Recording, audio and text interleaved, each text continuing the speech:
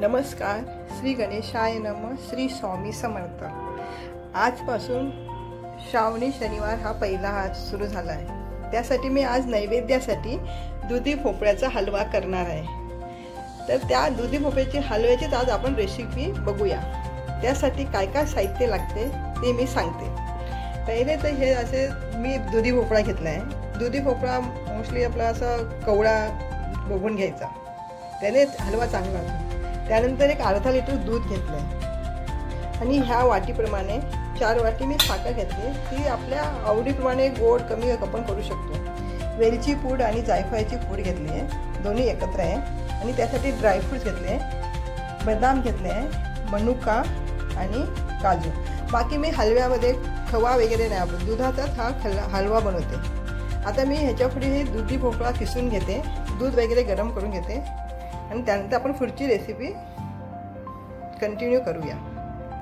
हलव्यासाठी दुधी भोपळा स्वच्छ धुवून पुसून त्याच्या आतल्या बिया काढून जून असलेल्या काढून टाकल्या आणि किसून घेतला आहे.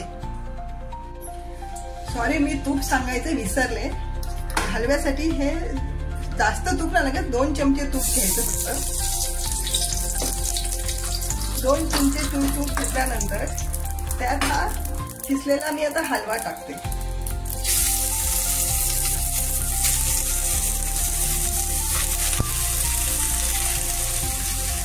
हा किसलेला हलवा आता मी चांगला एक 10-15 मिनिटं चांगला परतवून घेते.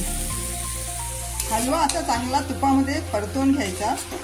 एक 5-1 मिनिटं चांगला 5-10 मिनिटं परतवला तरी चालेल. असा चांगला परतवत असतानाच हे जे ड्रायफ्रूट्स आहे, काजू, बदाम, मनुका आणि काजू, हे करत असताना ह्याच्यामध्ये हे चांगले परतून घ्यायचे. ड्रायफ्रूट्स पण ह्याच्यातच घ्यायचे सगळे आणि व्यवस्थित आता एक 5-10 मिनिटं परतून घ्यायचं. चांगला परतून घेतला. दुधी भोपळा मी चांगला व्यवस्थित परतून घेतला. त्यातलं सगळं पाणी मी आटवून टाकलंय. मी पाणी वगैरे असं तेच काढून नाही टाकत, त्यातच ठेवते, कारण की तो चांगला शिजला जातो.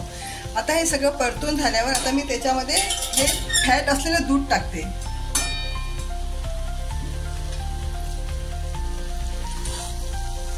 साधारण अर्धा लिटर दूध आहे, ते सर्व मी ह्याच्यात टाकते. आणि सर्व दूध आता मी आटवून घेतल्यानंतर साखर टाकेन. आणि ह्याच्यामध्ये हे मनुका, काजू, बदाम वगैरे एकदम छान सारखे तळले गेले. हलव्यामध्ये दूध टाकलंय. आता हे दूध सगळं आटवल्यानंतर मी त्यात साखर टाकणार. आता हे हलव्यातलं मोस्टली सगळं दूध आटलंय आणि मी आता जी साखर ठेवली होती 4 वाटी, ती आता ह्याच्यात घालते.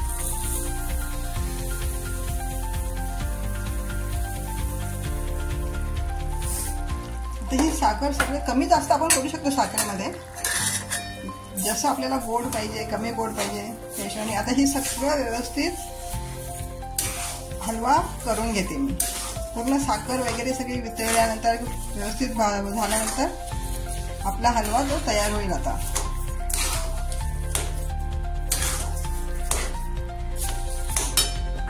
तयार झालाय. आता गॅस बंद करून त्याच्यात वेलची आणि जायफळाची पूड टाकते.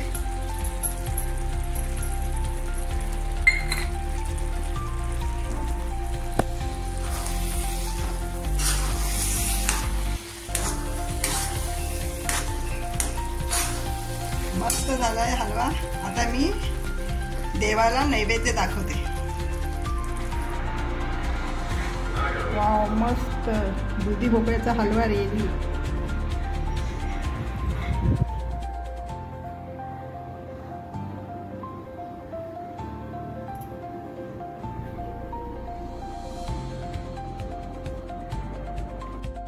देवाचा नैवेद्य तयार झालाय, दुधी भोपळ्याचा हलवा.